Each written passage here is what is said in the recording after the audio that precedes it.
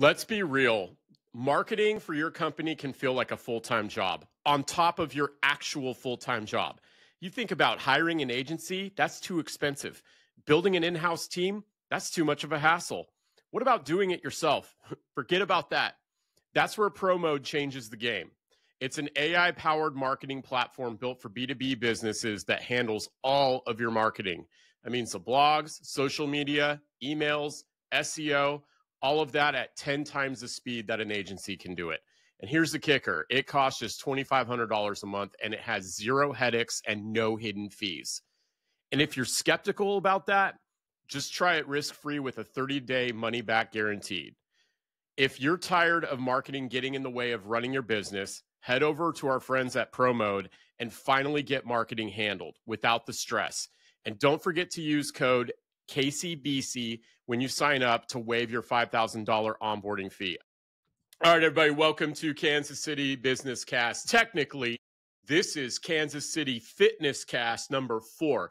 I made a statement last December 2024 that we were going to start shining a brighter light on the business owners in our community that were focusing on health and wellness. So anybody in the health space, and you know we have had plenty of guests up to this point that are either fitness practitioners or they're in holistic health or they're in mental health, like my wife, Stephanie. And, you know, we wanted to make sure that we highlighted the fact that these are people that are not only providing business services in our area, but they are leading by example by taking care of themselves, right? Y'all know I believe the body is a temple. So whenever I have somebody on the show that is taking their fitness, mental, spiritual, physical seriously, we're going to make sure we shine an extra light on that. So without further ado, I've got Mitchell Thompson on the show. Mitchell, it is such an honor to have you here, man. Like, I am so blessed to have you on this show today. Well, Michael, I appreciate you having me, brother. Yeah, man. So to kind of kick things off, I have to tell you, so one of our sponsors for season 5, we were talking about, you know, what it might look like to have them involved in the show because someone had been on the show before from their company. And it is actually Black Drip Coffee. They are giving all of our guests a Renegade blend. Okay. So after this show, man, I'm going to get you the information. We will get this out to you. No cost to you, just as a thank you for coming on the show, man, and being part of this tribe. So I appreciate it. Yeah, that's awesome. Yeah. So, you know, how I tell people how I found out about my guests, right? And so for you, I think you came up in my Instagram feed and it was, you know, you were talking about Crohn's disease, right? And how you got hit with that and how you responded. But I didn't go any further after that, right? I was just like, oh man, okay, this guy's really cool. And combat cardio hadn't started yet. This is around last year, around this time. And I think my first impression of you was like, geez, like this guy is switched on, well-spoken, totally gets it, right? And so that was kind of where the seed was planted. And then when I met Gabriel and I noticed that you had been on his show a few times, I started kind of going down the rabbit hole. And then when Combat Cardio launched last year, full attention on you and then Donna. And then I saw you both on Protein Bros talking about the launch of Combat Cardio. I told Tiana when she was on the show, I was just like, you know, combining combat with fitness, like, I love that, you know, because there is nothing that will challenge you like combat, right? And a lot of people think that, especially men, right? Like, we're really prone to this. Like, we think we're tougher than we are. But if we're not training, you know, and we go into a confrontation or we've got to defend our family or we've got to defend our lives, we're going to fall to that level of preparation. And so I have always been especially passionate about that, man. So, you know, having said that, since I, you know, kind of got aware of you and what you were doing, that you're an author, definitely bought a couple of books. So, you know, Healthy Made Easy. Again, I know, you know, health books, they're ubiquitous, right? There are, like, I'm literally looking at my bookshelf right now and I have like tons, right? Like, yeah, look at 30 right here. My man, look at that. Yes. And, you know, it's like, health advice is out there, right? And the thing that I love about you and your approach, dude, is like you still acknowledge that the person's body and their makeup and their genetics, like everybody needs an individualized plan. And you also acknowledge the psychological stuff. And so in Healthy Made Easy, now I'm halfway through, but what I'm loving about it so far is just defining what digestion is. Right? Talking about the difference between soluble fiber and insoluble fiber. I noticed in your documentary, which we're going to link here, when you started dealing with Crohn's, like, asking a GI doctor to describe the difference between soluble and insoluble fiber. And they couldn't, right? And, the self-sustained training, which is your personal training company, right? You got your shopping list in here too. I kind of skipped ahead. And I love how, when you said Healthy Made Easy, it was like, this is the type of thing you could keep in the kitchen, and I feel like in our fast-paced society, bro, and like how attention spans are just massively strained, like something like this, people truly need this, right? The other thing that I love is that you've written kids' books as well. And so I got this one, Hope and Grace, The Adventures of Hope and Grace, and I read it to my daughters. And I've been reading to my daughters. I got a 5-year-old and a 7-year-old. Both of them, we have been reading to them since the day they came home from the hospital. We have not missed a night where there isn't a story time, with exception of maybe they were sick, right? And then we do prayers and we go right to bed. But they have been having stories read to them. Now my 7-year-old's reading. My 7-year-old has read this, loves this. I just want to kind of kick us off with a word from this one. Like, I'm sure, I don't know how used you are to podcast hosts starting off with the kids book, but man, this really, really hit me, dude. And, it's the line, if you have a hope to dream and you give yourself grace, then you'll have the secret formula to winning any race. And I just wanted to kind of ask you, just to start off, because I know we got plenty of time here to discuss everything else. Where'd that come from, man? Where did the inspiration come from to write this one, dude? Well, writing a children's book is way more fun than writing a health book. I'll tell you that. I don't got to cite any studies. I don't have to, But my buddy and I, my best friend growing up, we would always, because we both have a lot of siblings. And so we would always reach out to people for help on certain things. And my buddy had this ingenious way of wording his requests to people by saying, hey, are you willing and able to help me? Because if you're willing to help me, then, at that point, it's just, are you able? Do you have the time to? Are you able to help me? But are you just being a degenerate and you're not willing to, right? So that was like a way he would always word it to me. And I was always just had that concept in my brain when I would then start requesting help from people. And I would just be like, hey, so-and-so, are you willing and able to do this? So-and-so, are you?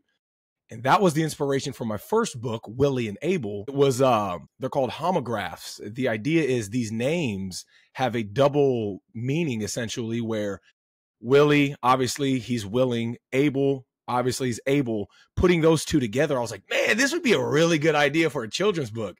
And so I got on my Dr. Seuss kick, and I was just kind of playing around with rhyme schemes and kind of trying to figure out. And lo and behold, Willie and Able was born. And Hope and Grace is the second iteration of the Fun Adventure series. I have my next one coming out. I finished it last month-ish. I'm currently in the process of getting it illustrated, where it's chance and chase. You have to take a chance and chase your dreams, right? So you've got Willie and Able, Hope and Grace, Chance and Chase, and I got a few other on the back burner that I'm still in the works of creating. So, oh my gosh, dude, I love it. I absolutely love it. I'm pretty selfish when I read, right? Like, I think a lot of us are, right? We're reading and we're thinking, what's in it for me? And so I'm reading this story out loud to my kids. And I have these moments too, like when I've had people on the show who have written books, and then I actually get to talk to them. It's like getting to talk to my favorite TED talker or author, right? But it's even better because they're local, and you're here. You're already a gift to Kansas City alone, right? And then your people at Combat Cardio. But anyway, I'm having this moment where I'm reading this book, right? And it was during a really hard time with the podcast. It was the week. I might have told T about this, but like I was praying, like, God, I need to know like what you want to do with this. I need to know because it's a grind, right? Especially when you're not getting the immediate results in an instant gratification day and age that you sort of alluded to earlier. Yeah. And there's a lot of faith involved in that. Dude, trust in the process. Big time. And, you know, when I read that hope and grace, you can win any race, I thought about that. And the thing that really stuck to me was that grace piece. And to know that when we are doing big things or things that are outside of the mold by which we were given or taught, right? Like, it's going to be uncomfortable, going to make mistakes. We are going to fail. We're going to feel down. We're going to feel like, geez, I feel lost.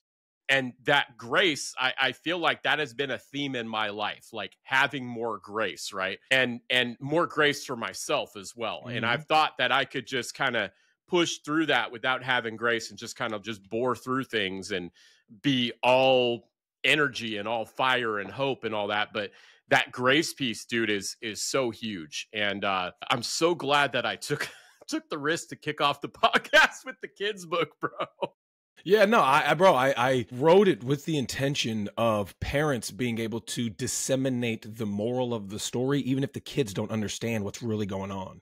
It's one of those things where, like, when I was a kid and I read, what was that, Rainbow Fish and all these other different books when I was a kid, it's like, even now as an adult, there's only one that really stands out that I look back on as a, wow, the deep meaning behind that hits me now as an adult in a way that if I could have had my parents explain it to me back then, I wonder how much more prepared that wisdom, how much more ingrained that wisdom would have been in my life to prepare me for other things in life. And the Toad book with Frog and Toad, it's like, I'll never forget Frog and Toad had this moral about willpower. And they were talking about how, I can't remember which one, I'm dyslexic, so if I flip them, I apologize. But I think it's Toad that is telling Frog, stop eating all these cookies. You got to only eat one and stop. You got to give yourself that ability to not overindulge. And as a kid, I'm just thinking like, man, these illustrations are cool. You know, it's rhymey, all this stuff.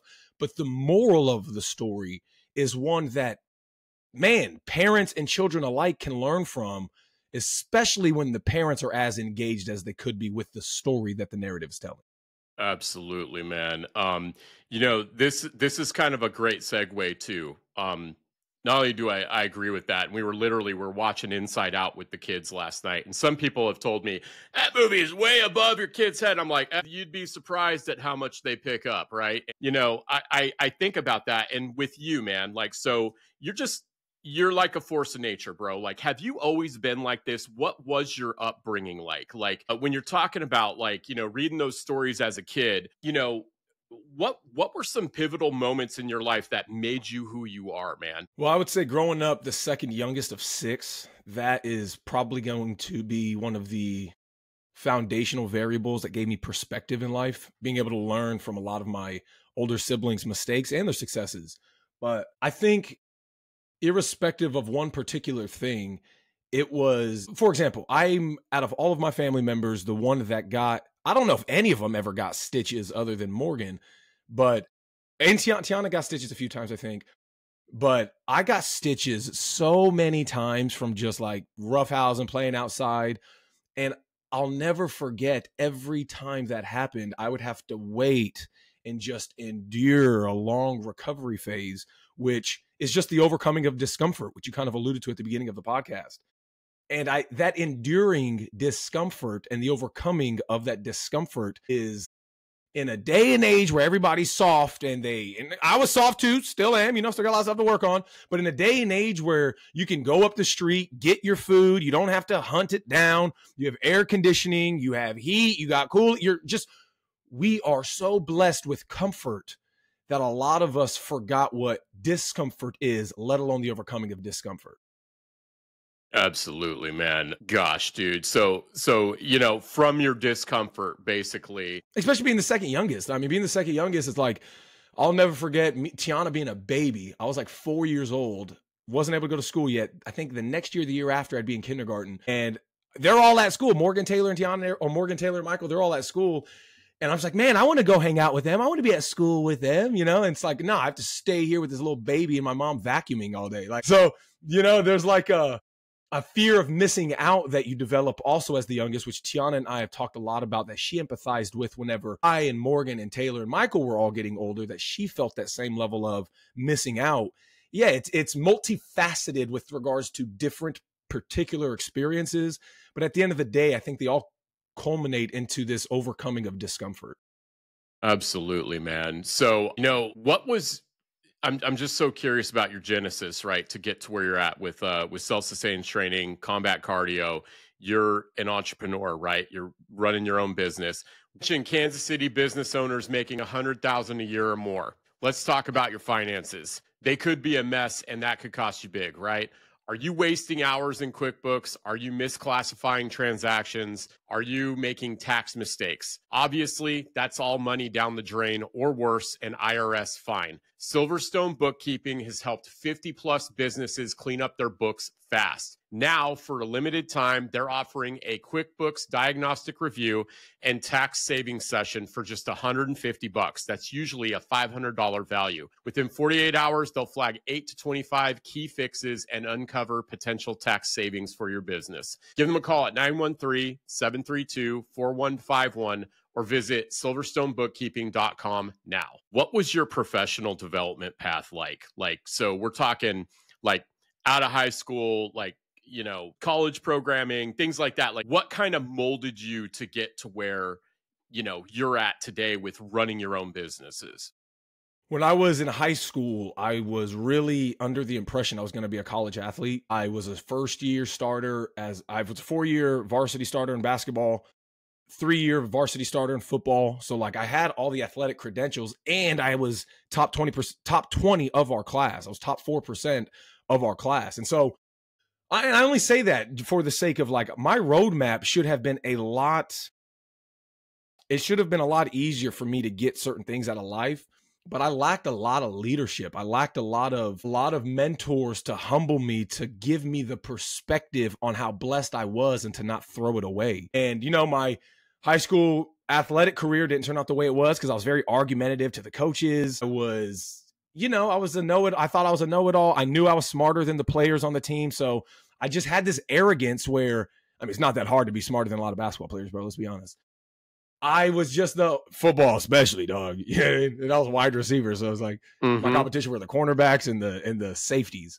Yep. So I just had an unchecked arrogance that led me through my first year of college, which resulted in me not going to class. Essentially, I was in Calc 3 and all these high level classes with these juniors and seniors. And because again, I'd had that unchecked arrogance, I was like, you know what? I got an A on the first test. I don't need to go to class. And I just skipped class. I never went to class. And they had a syllabus that said you lose a percentage for every percentage of your attendance that was lost. And I had a minus 40% on all of my classes because I just never went to class. Yeah, bro. And it's that pigeonholed me to be a flunk out originally out of college. I went to William Jewell. So I flunked out of William Jewell that first semester. And I had to decide what I was going to do. And I had one of my quote unquote first mentors come into my life who was this roofing expert. And he was like, you could be a really good or insurance salesman. I was an insurance claim specialist, not an insurance salesman. I was selling the ability for homeowners to utilize their insurance to get a new roof. So I was an insurance claim specialist. And he was like, bro, you could go to Texas, you could go to California, you can go to all these different places, be a traveling insurance claim specialist. And this is how you could kickstart your life. It was at the time where my mom's father was dying on hospice, and he wasn't ever in our life. That's why it's hard for me to immediately just say my grandfather, but it was my mom's father who essentially wasn't in our life because my dad's black and he didn't approve my mom marrying a black dude. But, he's still my blood. And so I was helping my mom take care of him at the time. And I kind of had an ultimatum of, do I continue to help my mom take care of her dying dad? Or do I just say, you know what, let me go start my life? At the time, and I don't regret it at all. It was a really good opportunity I missed out on. But at the time, I just thought it was the right thing to do to help my mom and to be there during that whole fiasco. Because my mom works in hospice, but she's not a hospice nurse. She understands what it takes to be a hospice nurse. So she was essentially like, you know what, I don't want him just in the hospital on his own. We can't afford hospice on our own. So I'm going to take care of him. And I was like, well, you're going to be at work half the day. So while you're at work, I can at least feed him, flip him, turn him over, and do what I can to like give him that hospice care until you're back home to do the real hospice work, like changing his clothes, wiping his butt. Like he had this ulcer in his back where she had to like clean out the gunk from his ulcer. Dude, the wound care in hospice is so hard, bro. It's so hard when people can't move. It's And you know, it's like you don't really know it until you experience it. And when I saw my mom enduring that, I was like, the minimum I can do is put my life on hold and try to help her during this process. And he ended up passing like 8 months into that experience when I made the decision of, you know what, I'm just going to stay, help my mom. That guy ended up moving on, essentially. When I reached back out, never got word back from him. And I had to decide what I was going to do. So I decided, you know what, I'm a former athlete. I know athletics. I like math, and I went to college to be a civil engineer. So I was like, what? You know, I can't really, well, here's the thing. Again, bro, I'm saying a lot of this stuff like it's impressive, but at the end of the day, being a civil engineer, you're a bridge builder. I would have just built bridges. And not only that, the only reason I chose civil engineering is because I didn't want to just be a math major, and I didn't want to just be a physics major. And the requirements in terms of class, just the requirements for the classes taken for physics, engineering, and math, they're all overlapping. So being a triple major was like not that crazy of a thing to do. And I knew it sounded cool. So I was like, I'm just going to be a triple major in math, physics, and engineering. You know what I mean? And so since that dream was kind of like out the window, I was figuring out how I could engineer the rest of my life, essentially. And I was like, you know what? I'm already an athlete. I've been working out for 6 years. I've trained a couple of my buddies because, you know, how you do anything's how you do everything. And I wasn't about to teach myself to get big and be a bodybuilder unless I knew how to actually do it. So I learned enough and did it to such a capacity where I was able to essentially teach and train other people informally without the actual certifications that I would later acquire. But that was sort of the roadmap into the personal training, which then snowballed into the accumulative experiences that led to what my self-sustained training was and what combat cardio inevitably became. That's just incredible, dude. I absolutely, not like you need a stamp of approval, but absolutely approve of, I must be good at something before I start teaching other people how. In fact, that's mastery, right? Is not when you know, it's not just when you know how to do something, but like when you know how to actually teach people, that means you know how to explain it on their level, where they're at. You can take yourself out of the stage you're in now and remember where you were when you were just starting out and where you were learning. And so teaching is true mastery, right? And you can't get there unless you've actually gone through it, right? I mean, if you want to be a good teacher, right? Well, that goes to whether it's practical or we'll say empirical data versus theoretical. And there's a lot of theoretical people out there, but it's like, have you empirically actually changed somebody's posture? Have you empirically improved somebody's 40 time, vertical, muscle mass, weight loss? Like, have you empirically done these things, or have you just spent 10 years learning about it and now you're trying to sell a course because you spent 10 years learning? Absolutely. So I know that's something that you get into as well, is you help with corrective, like exercise, posture, things like that. So what motivated you to take that sort of angle with your fitness? Like you talked about the bodybuilding thing. So, you know, yeah, okay, bodybuilding's cool. But for you, it was like, I want to correct posture. I want to help people with their, you know, their ADLs, activities of daily living. Like I want to see them actually beat some demons, right? What motivated you to kind of get into that route? So after I dropped out of college, I went to California because my cousin, her husband owns a gym in Sacramento. And I went out there to see what it was like just to be your own boss as a personal trainer in your own gym. You know, no hate against him, but there was this, once you've built the empire, there's no need to continue your education. And like these doctors in the documentary, right, which we'll inevitably get to, but it's like once you've made it, once people think they've made it in the proverbial sense, they don't see the need to have to continue their education and keep expanding their mind and their knowledge on a particular field of study. And so I started learning more and more and more that got past the frontier of what most experts in the field of kinesiology and fitness learn. And I was just like, how come nobody's talking about connective tissue?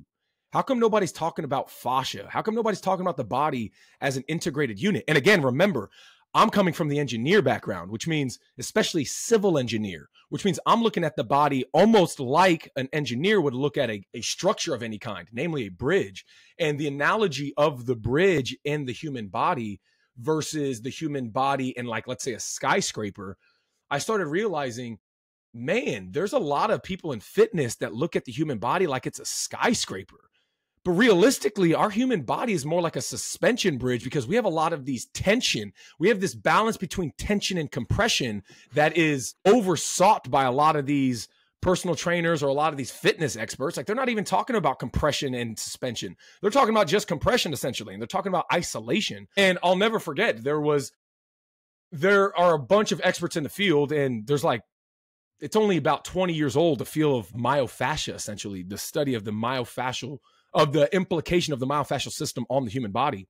And trainers know about fascia, and fascia is just connective tissue. For those that don't know, it's what I was gonna ask you. Yeah, so fascia is just connective tissue. Yeah, so joints. Well, it connects joints to muscles and all of them as a structural unit. So joints, let's say, are skeletal. Muscles are going to be myo. So myoskeletal is what most trainers focus on. They never really focus on or put an emphasis on fascia. They know it's a thing, but they don't really know what it does. They don't know the implication of it. And I looked at it as, because again, there's so much more resources out online, especially in the last 10 years than there was when I was originally getting out of college, which was about 10 years ago. And the first person I came across was expressing the body as you can look at the body as two different ways. You can look at the body, because no matter what, you got to think about the body as having to fight against gravity. And you can look at it as gravity's pushing down on us. So is it pushing down on us like we're a skyscraper, or is it pushing down on us like we're a bridge? And most animals, because they're horizontal in their movement, they adhere to more obvious bridge-like, especially suspension bridges, because then you can talk about a compression bridge versus a suspension bridge. Let's think the Golden Gate Bridge versus like a medieval just brick and mortar bridge, right?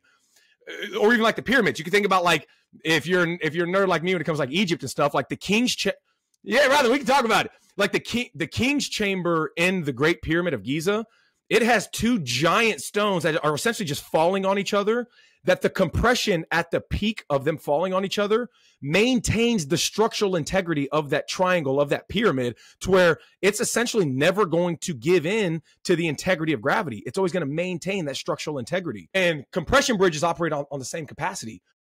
But human bodies aren't built like that. We have connective tissue, which means we don't just have this compression aspect of our body's structural integrity. We also have this suspension tension aspect of our body's structural integrity. And so then if you look at something like the Golden Gate Bridge, why is the Golden Gate Bridge built in a way where it's held by suspension cables and not just this giant compression brick and mortar? That's the question a lot of people would be like, I don't know, bro, because it's more structurally stable. Yeah, true. But why is it more structurally stable? Because in Sacramento, let alone, or in San Francisco, let alone in California outright, let alone building something across a big water mass like the Golden Gate Bridge is built, you're dealing with earthquakes. You're dealing with a lot of tensile movement that if you only had a compression bridge, it would destroy the integrity of that compression to where something would slip and it would all collapse onto itself. And so the people who designed the Golden Gate Bridge understood we've got to build some flexible leeway to this bridge's design. So that way, if an earthquake or all of these jostulations happened, this kinetic energy, when we talk about the human body, when this kinetic energy happens, how can we distribute that energy across the system so it doesn't collapse onto itself? And so the suspension balances a tension that counteracts the compression, which gives the bridge flexibility whenever those things happen. And that flexibility is a necessary requirement for that structural integration of that bridge itself, which is exactly how the human body works. You need to have this not stiff rigidness of being stiff and making sure that you don't collapse onto yourself like gravity. You need to have this flexibility in your body, especially when you understand how the spine works as a spinal engine. You need to have this flexibility in your body that isn't too flaccid, it isn't too flexible, but it's also not too rigid and too stiff. And that balance between compression and suspension is what everybody in the fitness community neglects. And when I realized that, I was like, bro, I've got a blue ocean of information that nobody's capitalizing off of. Let's see if it works. So I started approaching my training under that guise of, let's not just isolate these muscles. Let's not just focus on the National Academy of Sports and Medicine's prerequisites of what it means to be healthy or to do physical rehab. I was like, what's really going to get people healthy? And a few experts that I were following, they all had one thing in common. It was fixing people's posture and fixing their walking. And so I figured if I can double down on the science of posture, the science of gait, of walking mechanics, I'm confident that's going to be the foundation that allows somebody to do a bicep curl in a better way, to do a back squat in a better way. So absolutely, dude. Long-winded, but no, I love it. And as you were talking too, I had this realization. I actually pinned you in this chat so I could see all the books, and I see Becoming a Supple Leopard and Kelly Starrett. Like I have the same book. That book's amazing. That's one of the influencers. When you were talking about that, I was thinking that's one of the guys. So like I have a long way to go with my posture, right? I have really some of the things like the lacrosse ball, the double lacrosse ball, like the head rolls that he has you do using the floor in there. But like that book was recommended to me when I was getting back into jujitsu by another guy that was going into his 40s. And, you know, when we talk about, to go back to your point about the suspension and all that and the flexibility, it's amazing that, you know, this information is out there, but it takes so much time for it to get like adopted wide scale, right? And, you know, and I do believe too, like, you know, I've heard you kind of talk about this. I mean, obviously on your documentary, which is How I Defeated Crohn's Disease. That's the title, correct? How keto cured my Crohn's. How keto cured my Crohn's, right? So like, you know, there's a lot of, you know, conversations in that documentary where you're talking to medical professionals and they're obviously ill prepared for the conversation with Mitchell Thompson, you know, but if we think about it, like this information, it's there, but it's so hard to find, right? And, you know, it really does take somebody who's passionate about it and enthusiastic about it and who has actually lived through reversing of some disease in their life to actually advocate for it, right? When we're talking about this, it's really easy to kind of get paralyzed with the amount of work that we need. Like I'm thinking about me a few years back, I was pushing 300 pounds. Like I was like, I can't boil the ocean. To go back to your ocean thing, I was like, but I got to start somewhere. And I just started with like, you know, I didn't drive to McDonald's and all this other stuff. Like, what are you finding with your clients? What is working for your clients? What would you say to somebody out there who feels tore up from the floor up or don't know where to start, right? Yeah, the analysis paralysis that people experience with the abundance of information we have nowadays, it's crippling, bro. And, you know, even in my research, oh my goodness, like I can't tell you how many wrong things I learned, had to experiment with and then implement, let alone when we start talking about the Crohn's. Because with the Crohn's, I'm having to just read like forums online from people from 2008 who put their Crohn's in remission and all these. I mean, there's so much biological genetic variation in how people's bodies react to certain stimulus, let alone foods. So like I had to fail with a lot of my food experimenting. And the result of that failure was the severe Crohn's symptoms. And so like I was not only scared to experiment because of the physical repercussions, but the implication of that information just being wrong. And when I took that from a training standpoint, training is a lot easier because it's adhering to just anthropological data. It's adhering to facts about the human body and the human anatomy. And once you get past the fundamental learning curve of how did we evolve, how is our body designed to operate, you can then start intuitively on your own experimenting without needing that expert to tell you what the actual answer is. You can, in a way, discover them no different than a mathematician, first learning 2 + 2 is 4, eventually learning that 2 × 2 is also 4. So, you know, all my clients essentially, before my Crohn's even happened, it was try this little thing first, see if it works. If it works, let's move to the next step. Let's move to step 2. Same thing with step 2. And I tell my clients this all the time. Mitchell's words don't matter. What matters is what you can implement and see at the tail end of that implementation.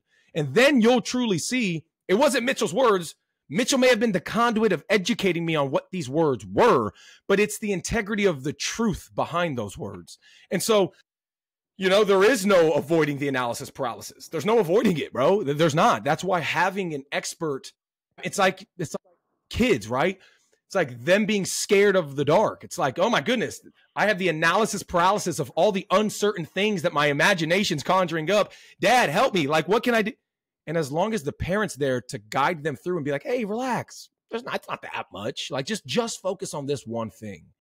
You end up realizing people can get out of their own way. They can nullify that paralysis by realizing you don't have to do a whole lot of analytics.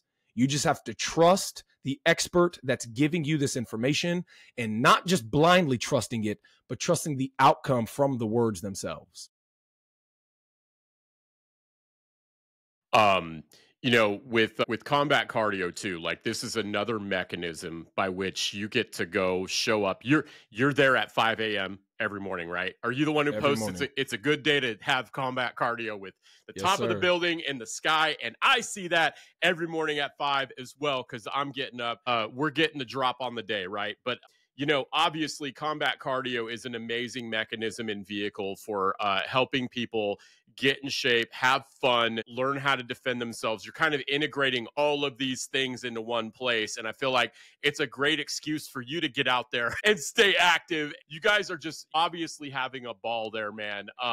You're what, 4 months in, 5 months in now? Whatever November 2nd was. So March 2nd, yeah. November, December, January, February, March, 4 months. What would you say you're most excited about right now with combat cardio, dude? Like, and maybe some testimonials, I guess, of what some folks have said to you, since you guys have started this. That's what I'm most excited about is the members they've now been in there long enough to get the results. I had a member lose 20 pounds in 3.5 weeks, primarily adhering to the discipline outside of the gym. We have 3 different members who have all lost 20 plus pounds within the 4 months we've been open. Like there's no, and this goes back to you asking me like, why posture? Why nutrition? Why not just focus on, what most trainers focus on? Because bro, most trainers, just to put it simply, they focus on performance. I focus on longevity. And you can't really have both at the same time without compromising on one or the other. And majority of humans, 99.99999% of humans are not going to be a professional athlete.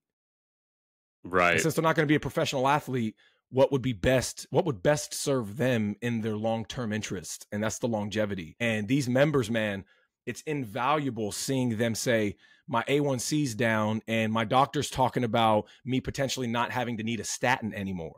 Yes, sir. Like these are things that are invaluable that you can't put a price tag on. Absolutely, man. Yeah. And that longevity piece too. I mean, especially with like some of the older folks, which I'm now included in that group, right? Like I literally was listening to Gabrielle Lyons and Sean Ryan this morning, the new episode where they were talking about, basically not being able to do things that we used to do in our 20s, not using that as a defeatist mindset either. Like I'm not going to ever allow that to keep just being realistic, but being realistic. Like my power clean is not what it was when I was playing football in high school, right? For me, it's about, mitigating injury by building, a foundation and strength. And, I guess I've been in and out of the gym so much of my life that now I understand that it's more important to get out there, 5-6 days a week. When I first started going to Beastified, it was 7 days a week for about 90 days because I know I have these little life hacks, these little personal hacks where it's like when I'm going into these endeavors, sometimes it's like if I take one day off, that's going to be an excuse to sit on my ass the next day. And then guess what? I will find another excuse. And so I will often leverage intensity and aggression. I call it spiritual violence. I'm going I to like that. patent pending on that term, man. I kind of like apply a spiritual violence, you know, to it. But I think what has really been more important to me now is also to the community that I think is built. You know, when I see those folks in there and hey, it's like 6 months down the road and hey, we're still showing up at 5 a.m. And there's something about that. There's a social aspect there too. So man, I just, when we're talking about self-sustained training, combat cardio, you're an author, you're working on writing your next book too, right? Like, what are some ways that you have kept yourself organized, kept yourself on the path?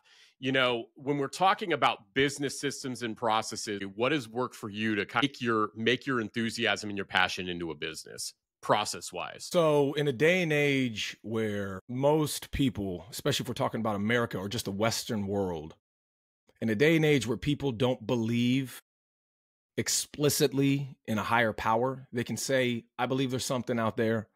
I believe in something greater, but they don't have an actual system to substantiate that structure. They fall astray to their own human, mortal, degenerate predispositions, which knocks them off that path of consistency. And so I live by LIT. It's lit. Live in truth.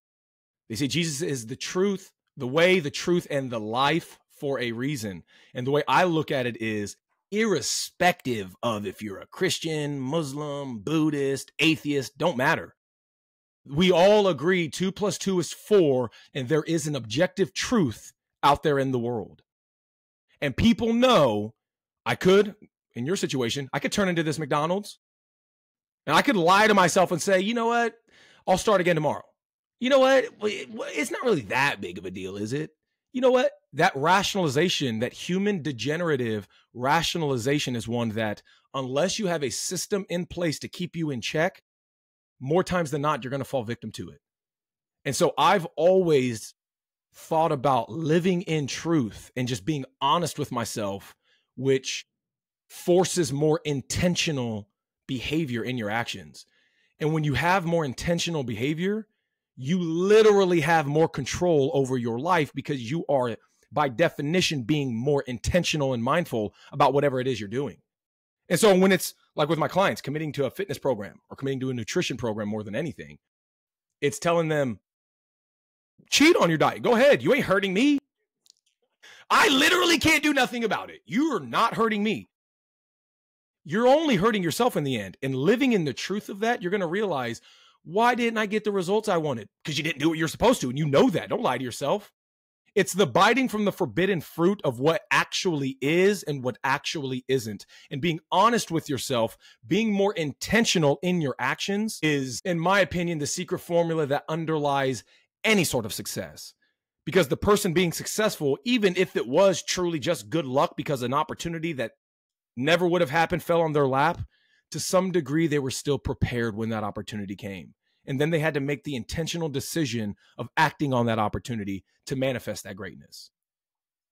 So I would say just living in truth. It's living in truth, being honest with yourself, knowing when things don't work, why they don't work. And if you don't care enough, another one of my favorite quotes is, effort reflects interest.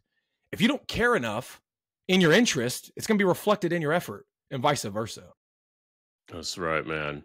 I can't ever disagree with somebody who believes in Jesus and understands that there is the truth, right? And it truly capital T truth.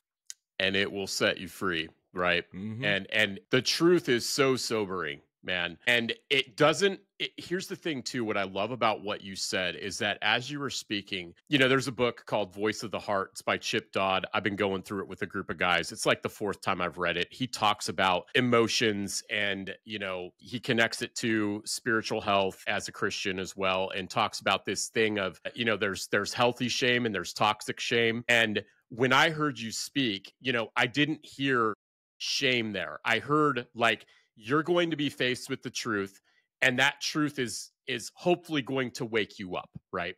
And if that happens enough times, then change will happen. There's another quote about, you know, change happens when the staying the same is more uncomfortable than actually doing the change, you know? And unfortunately in my life, I have had to face many things that just blew up because I refused to accept the truth, right? You know, nobody. It's hard though, bro. It's hard. It is. And that's because why it's easy to be comfortable. Well, it is, and it's easier to stay the same when you are isolating yourself from people as well. And so, like, you know, when you have somebody who loves you enough to get in your face, loves you enough to tell you the truth, which I do see personal training as one of those things. The good ones, they love their clients. They actually care enough about their clients to say, like, look, I've been working with you long enough now to know you and why this is happening. Can I speak some insights to you? T talked about that as well. She talked about the approach she takes with her clients. And, you know, there's like this almost sort of a psychological counseling aspect to it, right? The good ones. There has to be. You're dealing with behavior. There has to be, because that's the root cause, right? Mm-hmm. Behavior. The behavior, and also when we're talking about addiction and why addictions happen, and it's to medicate a need that usually people, they don't want to face, right? It's filling a hole of trauma usually. Absolutely, dude. Absolutely. And so when we're talking about that, and, you know, with your faith as well, where else does that show up in your life, man? Outside of your businesses? Maybe that's a weird question, because it's like, for you, I get the perspective that you are the same Mitchell everywhere you go, right? I try to be. I think it's but it's maintaining that truth living. Simple as that. It's like, I'm not going to change my approach to somebody because truthfully, they don't like the approach. It's like, well, truthfully, you're not going to get the results unless somebody smacks you in the face with this reality check. And again, we live in this soft ass generation where most people want to stay so comfortable that one of the most effective ways I've found in getting them to get hit with reality is just being blatantly objective with them and caring enough about them where it's like, hey, I'm not going to waste my time just blowing smoke up your ass. Time is the one commodity you cannot buy or buy back. And I'm not about to sit here and waste my time just to potentially get a membership from you or potentially a training session from you. Nah, time is too invaluable for me to be wasting it on fulfilling your delusion. So before we even waste time, let's talk about some real stuff. And then you throw the reality at them to where they then have to, no different than Adam and Eve biting from the forbidden fruit, they have to recognize their nakedness for what it is. Right.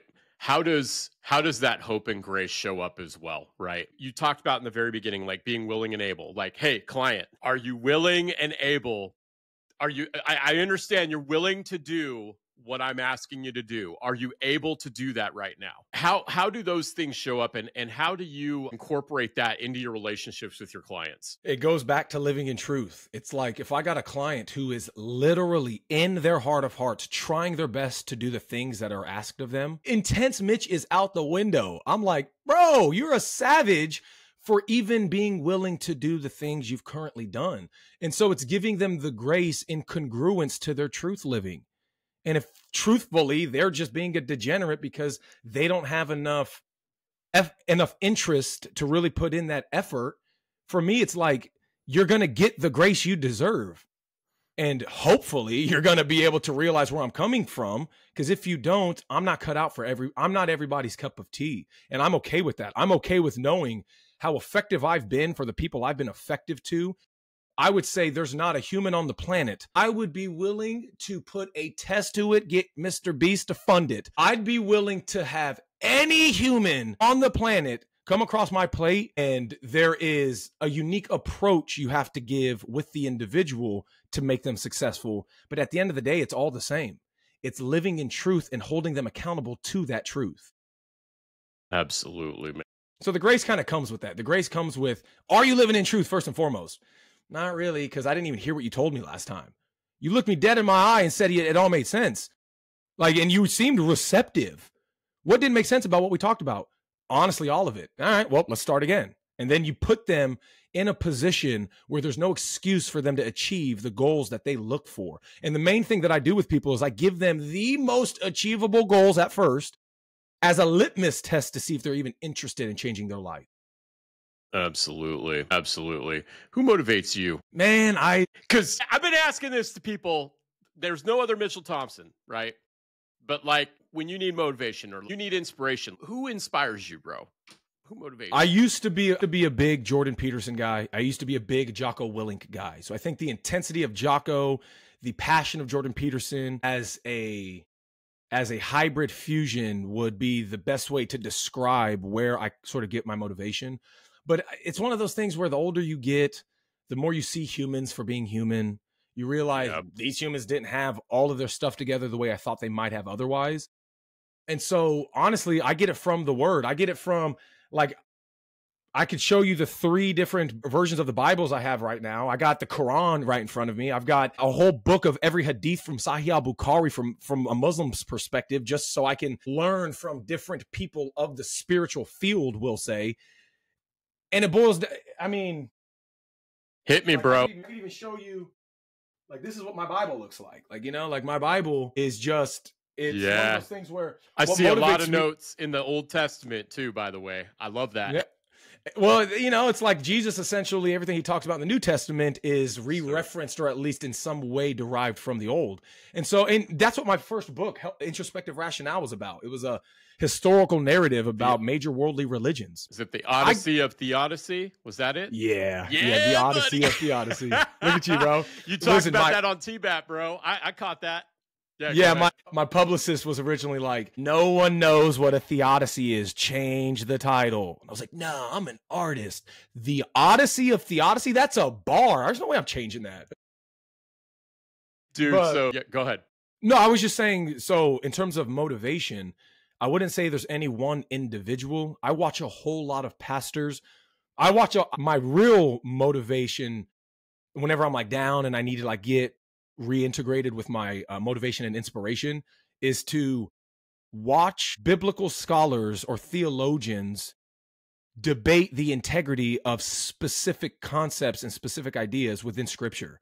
And what that does is it gets the juices flowing of like, well, yeah, bro, like even if one of them is wrong, understand where they're coming from in their quote unquote wrong perspective. Like we could talk about a Catholic versus a Protestant in their view on the Eucharist. I was watching this the other day. I was especially just getting out of the hospital recently after the Crohn's flare up. It's like what kept me going was hearing these different perspectives on scripture that both culminated in the idea of believing and thinking about something other than your current circumstances. And I don't need one preacher or a particular philosopher or any one individual human to give me that motivation. I find it through a qualified, irrespective of who they are as an individual, a qualified individual preaching on the word. Absolutely, dude. If that mic wasn't mounted, I know you'd drop it. and I'm very, very much, man, on a similar path in my life as well. You know, when you said I used to be a Jordan Peterson and Jocko guy, you know, I have the 12 Rules for Life, and then I've got his follow-up on audiobook, and I have everything Jocko's ever written. And I think those guys are great catalysts. They're great sparks, but nothing hits like the word of God, bro. And I was parked in the Old Testament for, I don't know, 2022 to 2023, getting into Genesis 6, getting into, you know, the flood, and the fact too that there's, you know, 400 plus flood stories all over the world, right? Just diving into it, man. You know, being a part of a church network with other guys. I mean, I think it's relatively easy to find other believers, but it is hard to find people who like love the word of God, right? And want to read it and understand the value when, you know, you're reading it daily, like, you know, every day, right? Even if it's the Bible app throwing up a verse that reminds me to go back to Corinthians or whatever. And that's been huge for me, man. You know, you mentioned the pyramids earlier. I have to ask you, do you think they were power plants or triangles that they buried kings in? Where are you at on Egyptian or the pyramids, bro? Where are you at? So I'm a very boring conspiracy theorist because when you have And I'm not saying I'm an expert in any of these fields, but when you Mhm. have enough information on any topic, you can just use Occam's razor to really deduce what the probability What's was. And I'll tell Occam's you this. razor again? So Occam's razor is you have two arguments, Uh-huh. whichever one takes the least explaining required is usually the most right. Okay. Okay. So it's Got like it. I got here today because let's say I was telling a story and someone had to guess which one was right. I got back home by having to fight through 10 wolves, and I had a cut on my arm and had to sear the cut and blah blah and all this stuff. Or I was running through the woods and I'm pretty sure a branch scraped my arm. You know, it's like if someone had to be like, which one do I believe? The one that requires the least explanation? You probably just scraped it on a branch, right?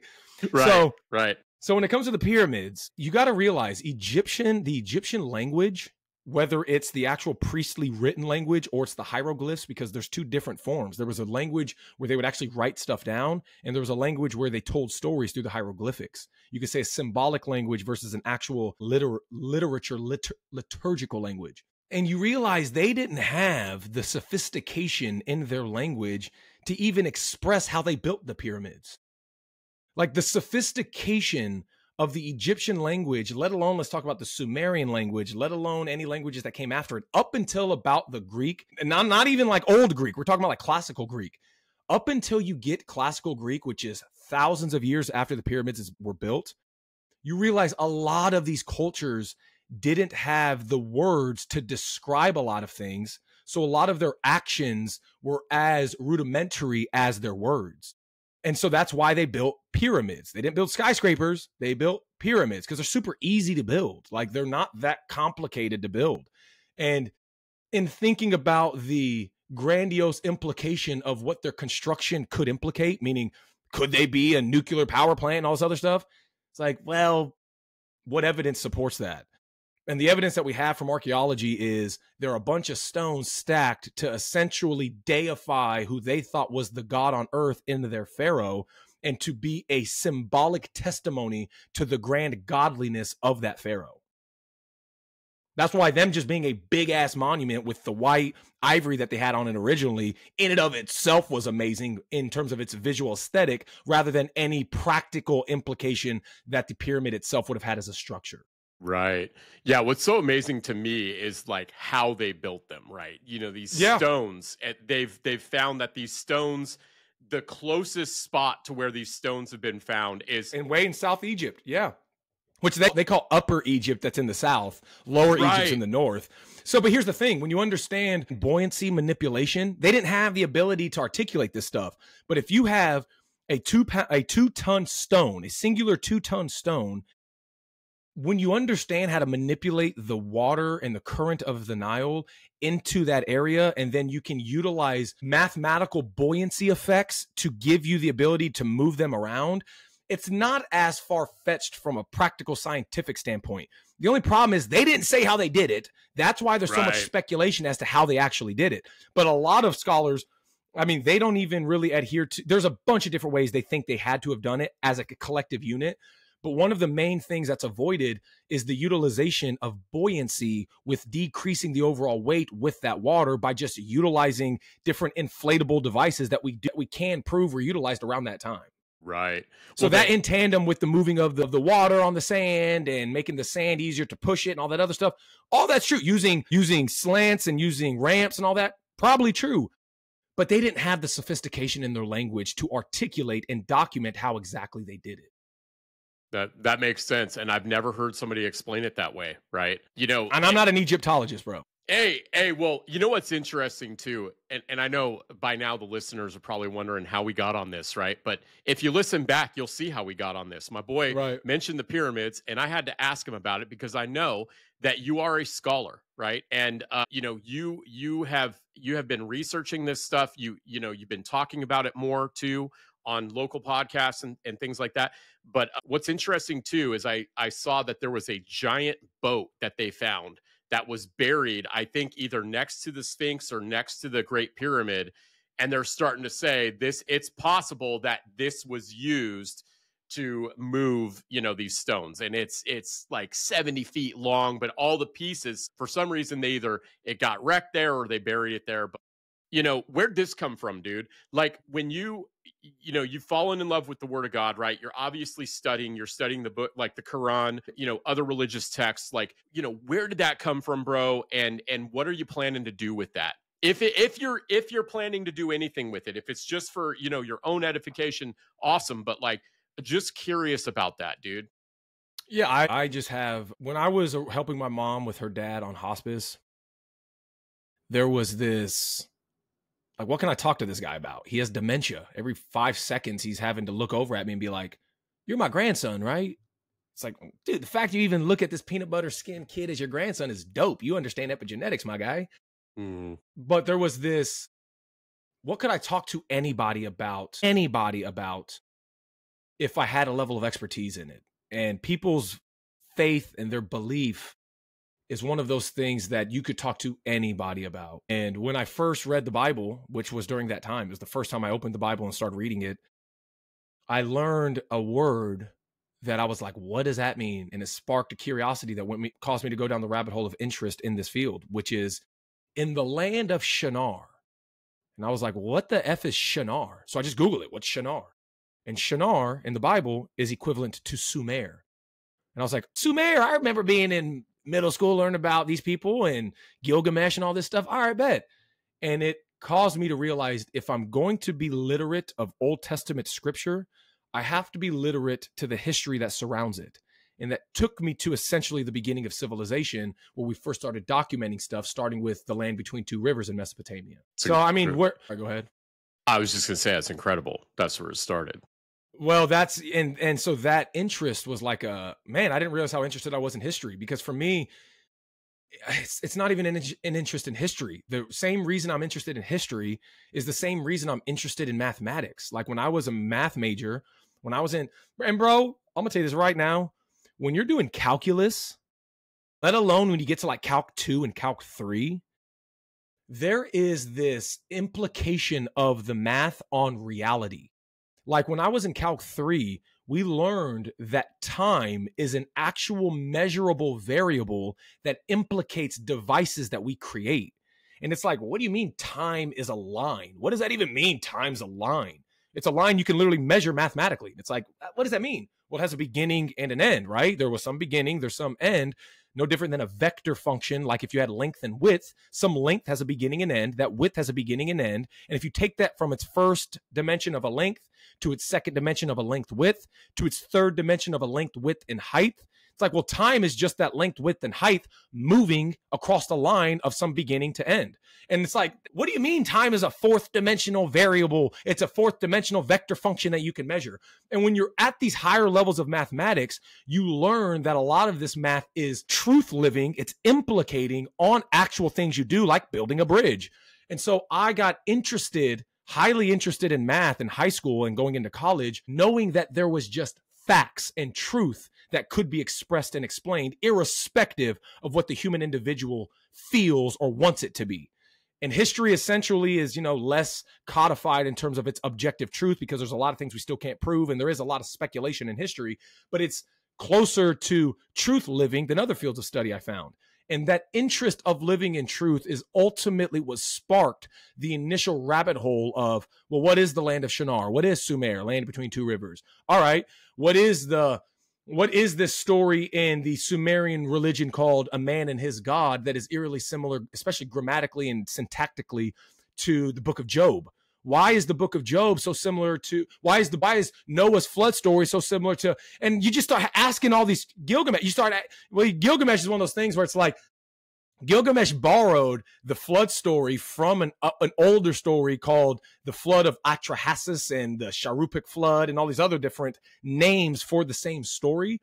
And Zuasudra, who was the main protagonist, who was the flood protagonist in the actual Epic of Gilgamesh, I'm like, who is this Zuasudra character? And all of those questions forced me to spend years on appropriately going from one talking point to the next. And that goes back to the analysis paralysis stuff we talked about, which is like, oh my God, there's so much information. Like, where do I start? Where do I stop? That you have to just trust the process of, let me learn as much about this field and see where it takes me. And that has been essentially where first opening the Bible back when I was 18 led me to where I currently am now at 28. It's awesome, man. So, you know, as we're looking forward to 2025, you know, would you have ever dreamed that you'd have, you know, a gym spot to, I mean, was this always in the plans? And you know, what's coming up for 2025, man? I would say when I was at 9 Round and I was the general manager there, I realized how they just weren't doing it right, and how as a franchise, they cared more about making you feel like you did something rather than actually getting you to do something. I was like, I can do this better. So the last 5 years, I planned on opening up a gym. So 2025 is essentially scaling it to the point that I know it can be once people understand what the business actually is. Because nothing like combat cardio exists. That's the thing. It's like, where are you going to find a gym where you get a qualified personal trainer, multiple qualified personal trainers at your disposal, no class scheduling? That's the thing. Bro, no, just show up. Just show up. A trainer's going to be here. Yep. Not only are you getting the convenience of no class times, the convenience of it only being a 35-minute workout, the convenience of minimal equipment required with regards to, we only have dumbbells, boxing bags, we have a sled, and a few other amenities in terms of bare minimum equipment required. When you understand all of that convenience is taken care of, it then boils down to, well, what else am I really getting? You're getting a qualified team that is going to be able to help you with everything outside of the gym. And that's something that just doesn't exist. You need to pay a personal trainer per session to get what you're getting out of us per month. And you can get that as an upwards of 24 times the value that you would have otherwise had to have paid for from an individual personal trainer. And then at that point, it goes back to what we talked about. Are they even really qualified? Because are they even really fixing your food? Are they fixing your posture? Are they fixing your overall life standards? Yeah, it is. It's incredible. I think that's where, do you plan to do multiple sites if you can, right, to scale? Yep. You know, that perspective, and that's something too, and a lot of folks, they're just not willing to do that. You know, they're like, nope, I'm available at these times if you need if you want to train. Or bro, it's because most trainers are lazy. Most trainers are like doctors, except the difference is I give doctors a little more leeway because they spent years getting their doctorate. Most trainers are former athletes who naturally were blessed with that athleticism. And so they're operating off of their aesthetic as long as they can until they can't anymore. And again, my whole thing is, irrespective of how you look, it's about what you say and the implication of the words that are coming out of your mouth. If you've dealt with multiple trainers, you yourself can qualify what the experience at combat cardio is like in the face of those other experiences. And it's night and day. It's night and day. Absolutely, man. Just, you know, kind of thinking about this conversation, is there anything that you wanted to discuss that we didn't cover, man, just to kind of get us in closing here? Well, I'd like to get your opinion on the documentary, because I know you took a look at the documentary. I'd like to get your opinion on that. Thank you for asking, man. So yeah, Stephanie and I, we watched it. I think it was Wednesday night. And I was getting prepared for this interview, right? And you know, the biggest thing about the documentary, first off, seeing in the end that you produced, edited, and wrote the documentary, that was impressive, bro. Basically, you had your videographer, right?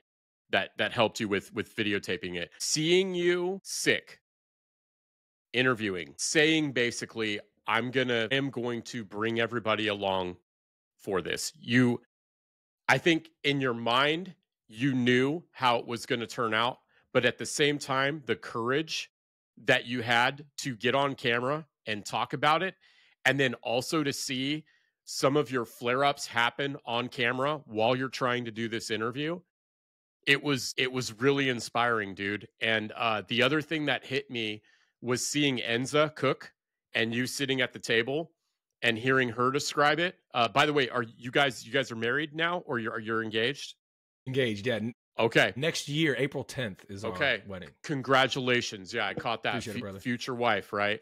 Mm-hmm. And that was before I proposed to her. I was just like, I can't put girlfriend on here. I got to put future wife. Yeah. Yeah, that was before I proposed to her. Man.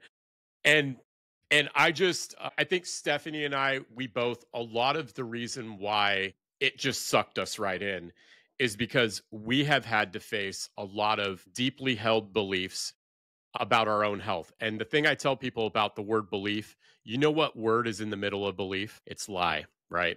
And so there's a lot of things that I have had to challenge in my own life. My wife, she's been through insurmountable health challenges. Basically, the reason why we're so radical about our health and holistic is because of all the pain that we've had to go through. And so when I watched you going through this documentary and then to see you too at the end, like all that muscle mass you gained and the way that you were talking about your experience, it was very inspiring, bro. I also identify, like, I still get angry when I hear when I heard the interview, right? When you were recording with those doctors, again getting hit that, with the fact that these are local places, right? Man. And why I'm such an advocate, and I'm known as, I mean, for a long time before COVID, I was known as the tinfoil hat guy about healthcare, in my life. But ever since COVID happened, and a lot of things have been, the roof has been blown off of a lot of things, a lot of people around me have kind of woken up and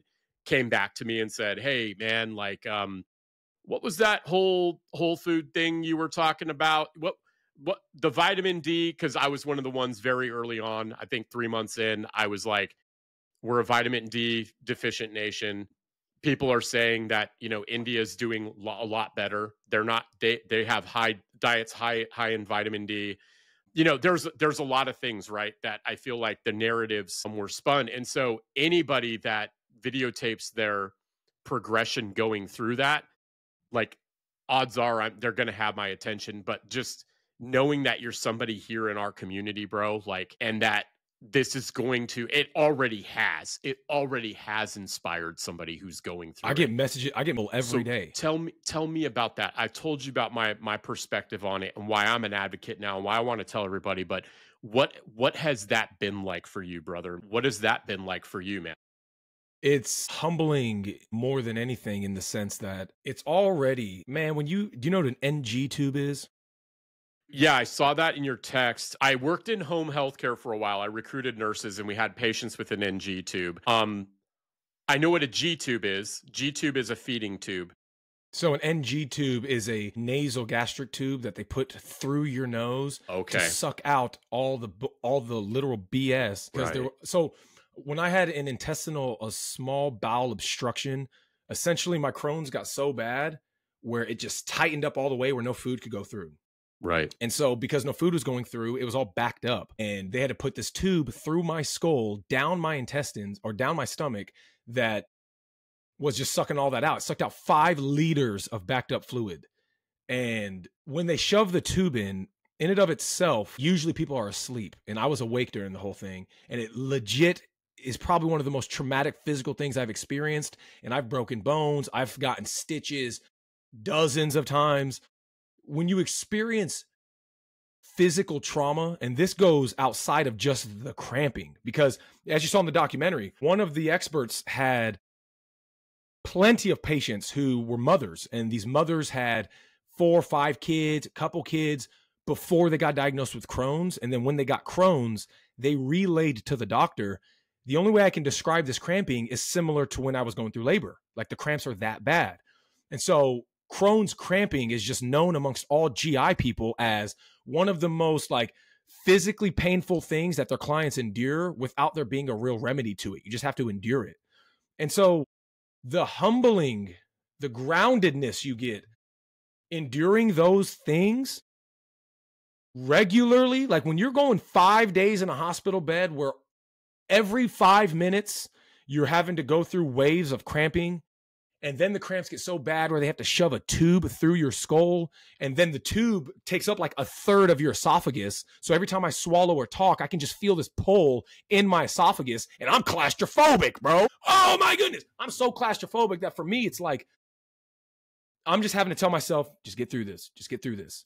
So the humbling experience that provides still falls and pales in comparison to the humbling messages I'll get from people saying, I watched your documentary, I implemented this diet, and I'm now already seeing a difference in my standard of living. And to have people just have a 55-minute documentary expose them to a new curative route that could help relieve them of traumatic experiences, let alone the Crohn's cramping in and of itself, let alone the potential prevention of them having to go to the hospital. That is so humbling and I would just say uplifting, that it's indescribable. It's indescribable. I'm assuming it's this, it's no different than what and I'm not trying to put myself in that field, but what a doctor or what somebody who has done like life-changing surgery does for somebody with regards to just the feeling of, I provided this service, they have a different standard of living as a result of it. That's invaluable. I think it is on that level. It's Nobel Peace Prize level work, because a human life has been fundamentally changed.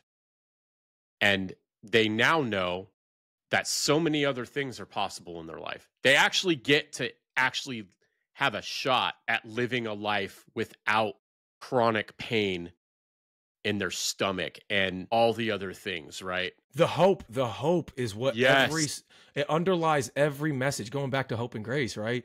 It underlies every message that I get. It starts with a, hey, and it's usually they saw me on a couple of the high profile podcasts, which then sent them to the documentary, That's right, which then caused them to send me the message.